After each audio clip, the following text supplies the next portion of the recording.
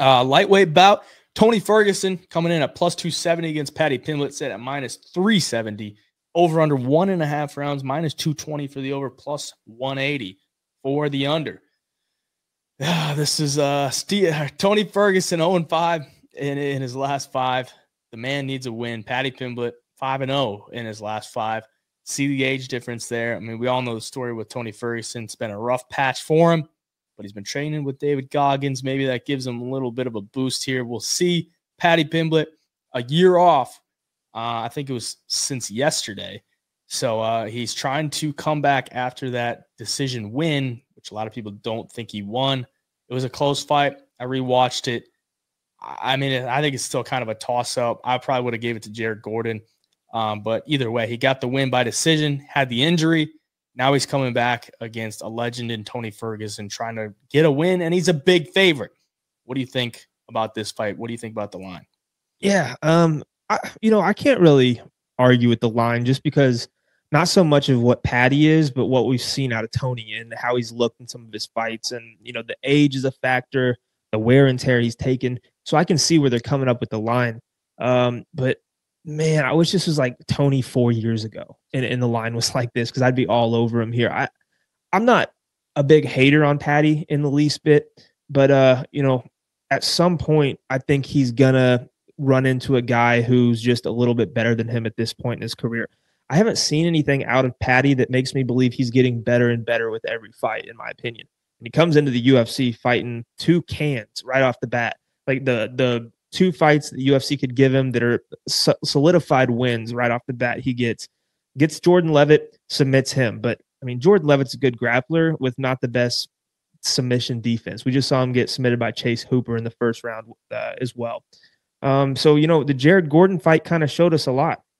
Paddy didn't run away with the striking with Gordon by any means.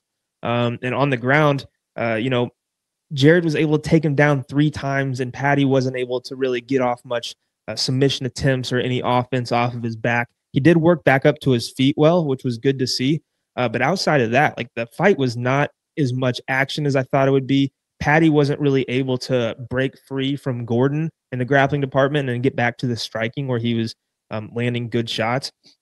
And I think his chin isn't liable, but I think him getting hit is a liability. At some point, he's going to run into a big power puncher. He's going to be able to shut the lights off because he does take some big shots. He took big shots in some of his first fights against these guys that nobody's ever heard of.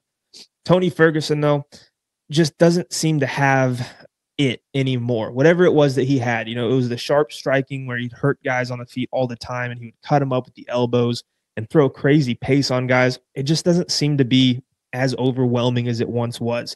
And you get submitted by Bobby Green in the 3rd round. That's something that would have never happened back in the day, ever. Loses to Nate Diaz by submission in the 4th round. That's kind of a toss-up. It's 2 guys who are at that age and aren't really in their prime anymore. But the KO versus Michael Chandler just is not, I don't know. It's not a bad look because Chandler is a beast. But at the same time, we see Tony Ferguson, who's never really been KO'd in his life, get flatlined like that.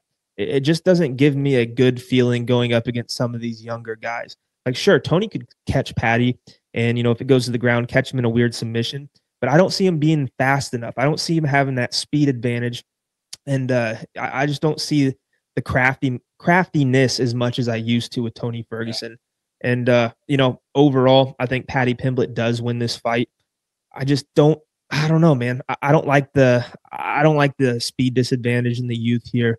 If you're wanting Tony to win, I just don't really see it happening in this fight.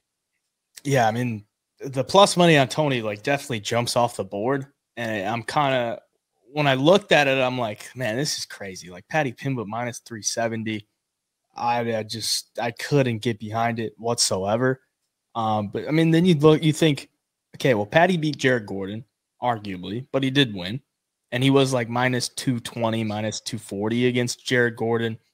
And, I mean, would Jared Gordon beat Tony Ferguson at this point? Like, yes. Probably. Like, Jared Gordon's a good fighter. Like, he's a solid guy, and he'd probably beat Tony Ferguson at this point. So I can understand the line based on that. For Tony, it's just clear, like, he just looks slower in there. There's no real defense on the feet. Like, he's pretty easy to hit. It's just weird stuff that he does in the cage doesn't really work anymore. Like it just doesn't work. Like he tried some stuff against Bobby Green, didn't look good.